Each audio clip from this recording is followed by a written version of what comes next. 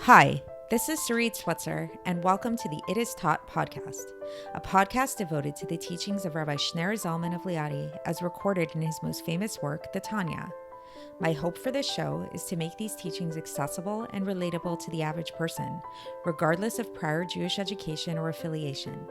The episodes follow the prescribed daily study portions and are meant to serve as practical lessons in how to live your life as your true self and develop an authentic and powerful relationship with your Creator.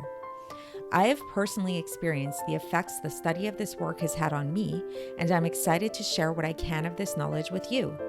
So please join me on this journey of learning, self-growth, and connection with your source.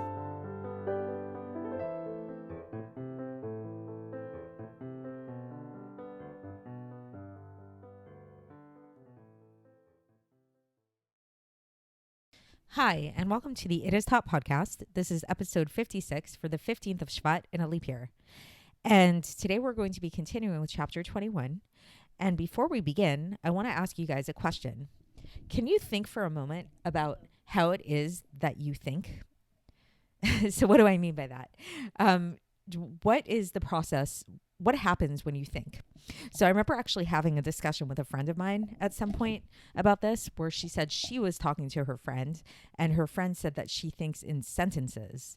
And my friend thought that was really weird because she didn't feel like she really thinks in sentences. She felt that she thinks in more like these abstract pictures, maybe words or whatever. And I was able to relate to that a little bit more.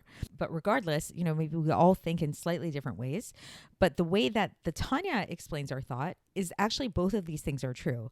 We have our more verbal thought, which is more words and letters and sentences.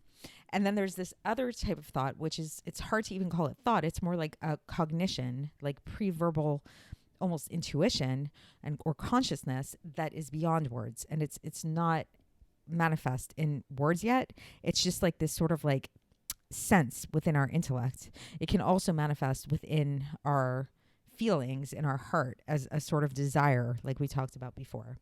So now when you think about these things, when you think about, how you think, or what happens when you desire something, it's really tricky to do this exercise. If you haven't noticed it already, if you've been trying to do this, like, how do I think? I'm not sure how I think.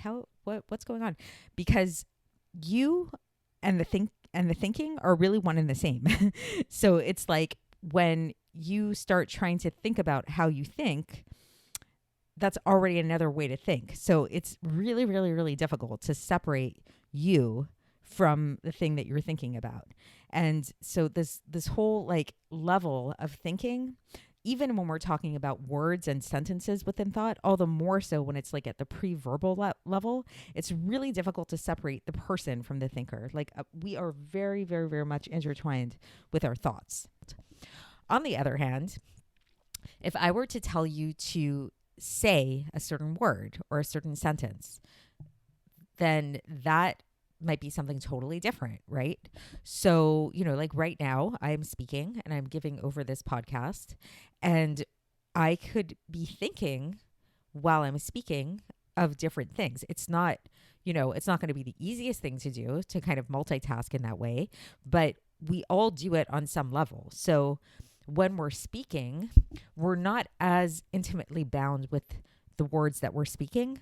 I mean, our words, as we talked about before, are totally 100% dependent upon us, but we are not as dependent upon our speech. So, you could have, like, if you picture an actor in a play who's saying their lines, but the whole time they're thinking about how nervous they are and they're not really present in what they're saying. Or if you memorize a monologue, or even if you're talking to a friend, and it's like you may realize that sometimes that you're sort of like talking to your friend and you're really lucid, you're really explaining everything, but at the same time your mind is kind of moving in a million different directions. So we see that there's a really big difference between how we think and how we speak.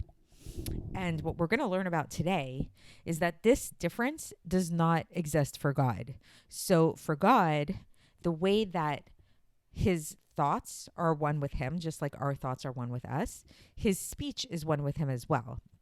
And what the implication of this is that when going back to how he explains that the entire world is created through God's speech and is totally and utterly dependent upon God's speech. And if we really broke down the really essence of what creation is, it's nothing other than the speech of God.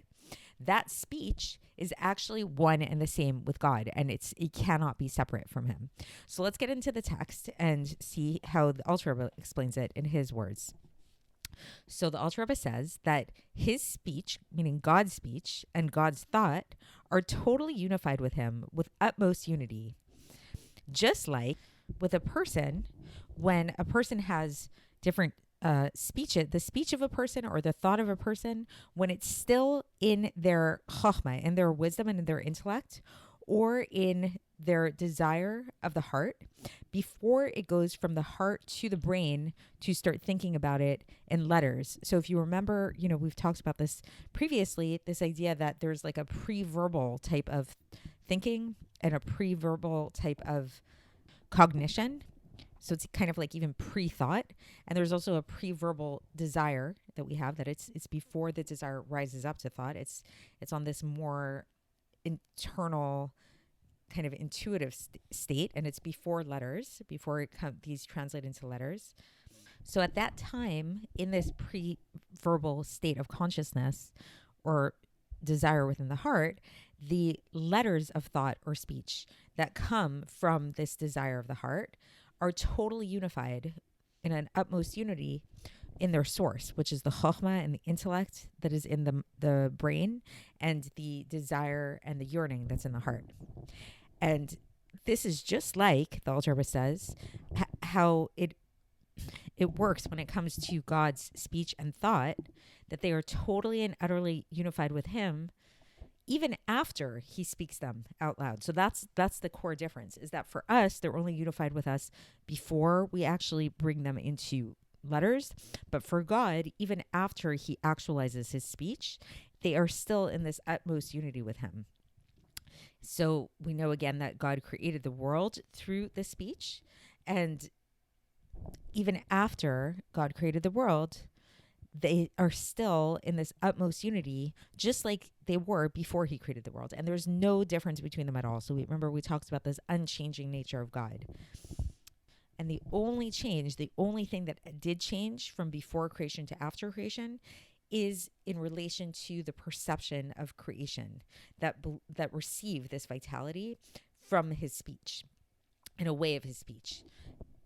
And this is manifest through the creations of the world, in which God vests himself to be able to vitalize them through this hishtalshelus, it's called, through this like chain of descent from ila la'alo. So it's from cause and effect. There's like a whole chain reaction in the process of creation, and it goes down from level to level in many different constrictions. They're called tzimtzumim, and all kinds of different constrictions, until the creations are able to receive this life force, this vitality, and their existence from him, so that they will not be totally nullified to him entirely. So that's the text. And so just to kind of explain that and recap it. So what we're saying here basically is that with humans, there's a core difference between when we have a thought or a yearning or a desire for something before we bring it into our conscious brain and we start thinking about it.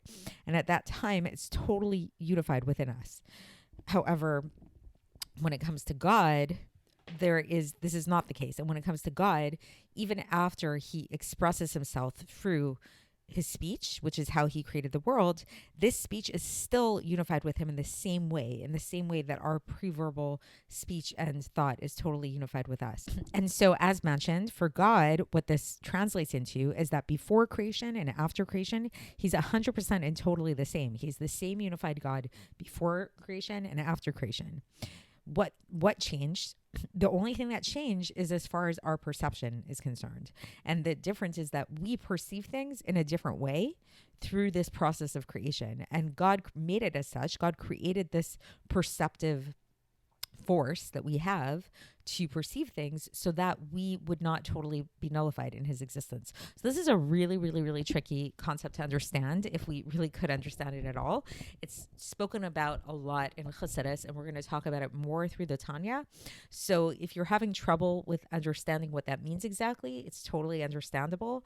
For now, just see if you can kind of just meditate upon this idea, even if you don't fully understand it, just to know that that's the case, that these two things, it's kind of a paradoxical thing. Two things can be true at once. One is that there is no actual difference in an objective sense between before creation and after creation when it comes to God. However, there's something called our perception, which God created. And when it comes to our perception, there is a difference. And God did that on purpose so that, because if he didn't make our perception be as such that we see a difference before creation and after creation, we wouldn't be able to exist, and we would just totally be nullified in our source, So this was purposeful in the way that God created the world in this way, and the technical way in which he did this is through these various constrictions and the chain of the Seder Hishtalshelus, it's called, and all of that, many topics which we will get to further in the Tanya. So that's it for today, and then tomorrow we're going to be concluding chapter 21. I'll speak to you then. Thanks for listening to the It Is Taught podcast, hosted by Sarit Switzer. This podcast is dedicated in loving memory of my maternal grandfather, Avraham Yitzchak ben Binyamin HaKohen of blessed memory. Music by Shoshana. If you enjoyed this episode and would like to support the show, please share it with others and subscribe on YouTube, Apple iTunes, Spotify, or wherever you listen to podcasts. And make sure to leave us a 5-star review. To find out more about the It Is Taught project, including more information on my soon-to-be published book, please visit our website, itistaught.com. To catch the latest from me, follow me on Facebook, Instagram, and Twitter. Looking forward to speaking with you tomorrow, and until then, have a great day.